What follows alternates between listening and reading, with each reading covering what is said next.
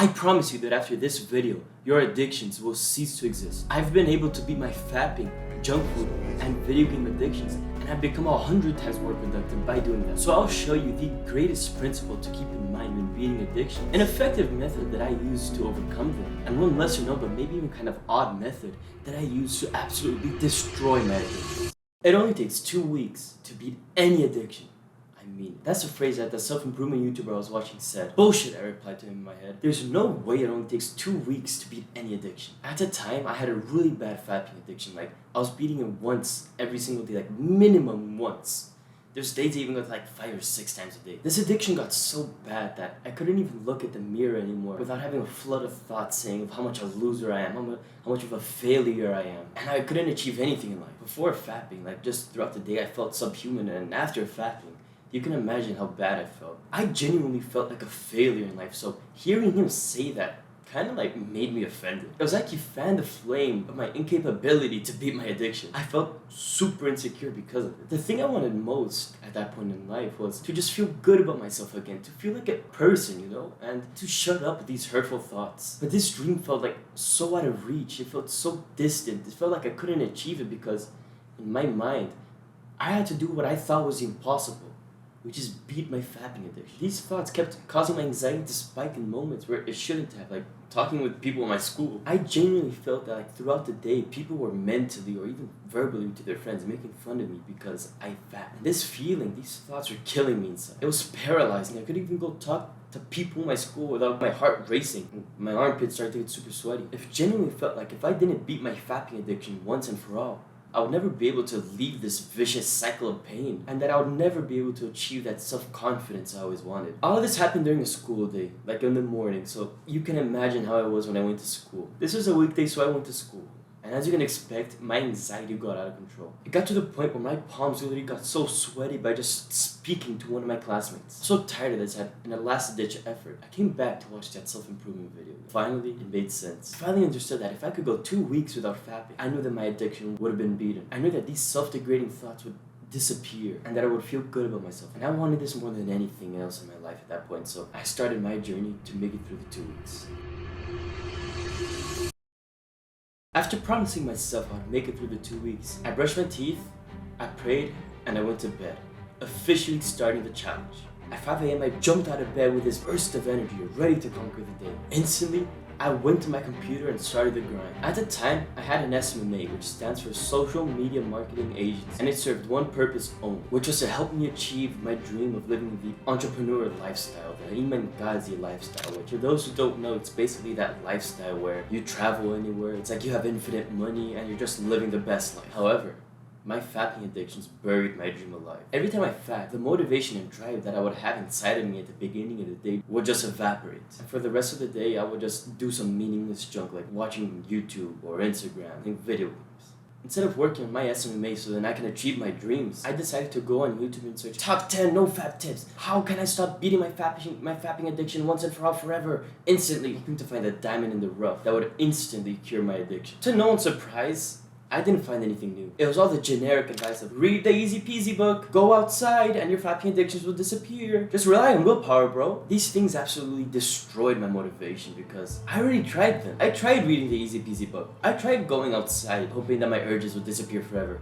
I tried just relying on my willpower and increasing my willpower. But all these methods didn't work. They were all ineffective with me. That day was absolutely terrible. I spent a whole day researching and trying to find a no-fap method to beat all no-fap methods, to never fap again, even though I knew that this probably wasn't true. Nighttime came around and I was in my bathroom getting ready to shower, when suddenly this urge to fap came out of nowhere, just manifested itself in my mind. And it was like this feeling had a chokehold on me. I couldn't go 1 second without feeling this intense urge to fap. There was literally a war going on in my head. I had thoughts saying, what's the harm? It's only once, then you'll stop fapping. And there was other thoughts saying, no, don't give in. You promised yourself that you would beat this fapping addiction. It got to the point where I was literally boiling with anger, fear, rage, sadness. I just wanted everything to stop. I just wanted my mind to be cleared. I knew I was reaching my breaking point. My head was spinning, my hands were on my head, and I was just suffering. That's when it happened. I ended up breaking and I shouted no at the top of my lungs. At this very instant, my urges became 100 times weaker. My mind instantly became silent. Finally,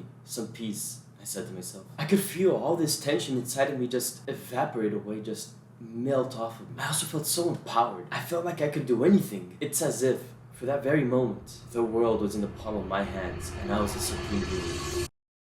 For the following days, I used the no method, and it worked like a charm. I remember that on a Sunday afternoon, I was just watching some random YouTube video, and I got this powerful urge to fap. But this time, instead of giving in, I said no out loud, and the urge disappeared. I could feel the urges slowly lose their grip over me as I, every single day, fought to beat this addiction. With this newfound energy, I journaled about my life's purpose. Like, what was I put on earth to do? What would I do for free if I had $1 billion?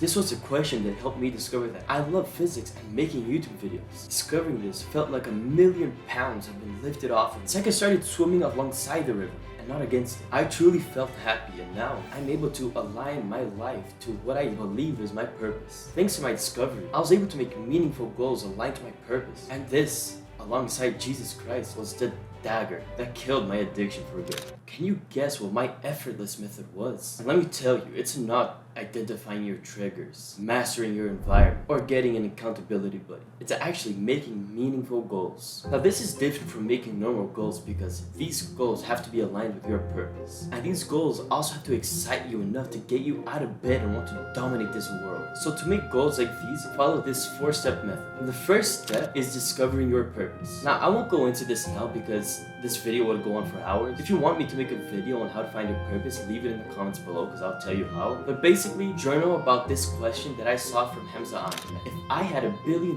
what would I do for free? 2. Define your long-term goal. So for this goal, think in terms of years. So like, what do I want to achieve in 1 to 2 to 3 to 4 to 5 years from now? I would recommend starting like a year. Plan a year ahead. Make this goal a year long and make it unreasonably reasonable. Basically, this means to make a goal that is not completely out of your reach, like making $10,000 in your first year of business, but more like making $5,000. Something a lot more reasonable, but it's still unreasonable. So step 3, make a roadmap of all the things you'll do and the resources you'll need to do this. So for example, if you were to learn physics, like I did, your roadmap would look something like this. You'd first start off classical physics, Newtonian physics. So you'd probably put kinematics, then work, power, and energy, then thermodynamics. You'd start off with the classical physics because those are the building blocks that you'll need to reach modern physics, which is special relativity, general relativity, cosmology, astrophysics, that type of stuff. So you basically want to apply this method to whatever you want to do in life. I can guarantee you that there's always going to be a step-by-step plan that you can make and a list of resources that you'll need to achieve this. And so going back to explain the list of resources, if we had the physics example,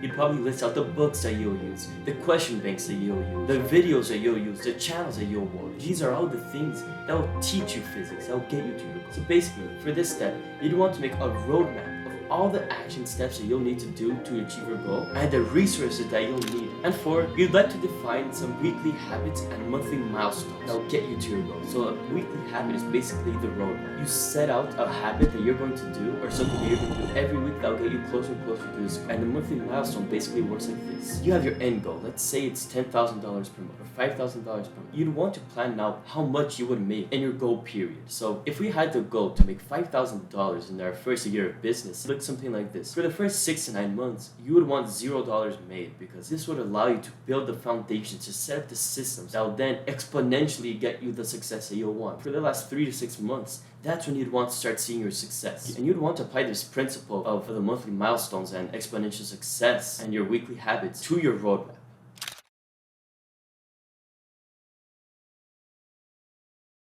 If you found this video useful or if you found this video helpful at all, please like and subscribe and comment what you thought about this video. What could I do better? Please let me know. And I hope I'll see you in my next video. And finally, may Jesus bless you.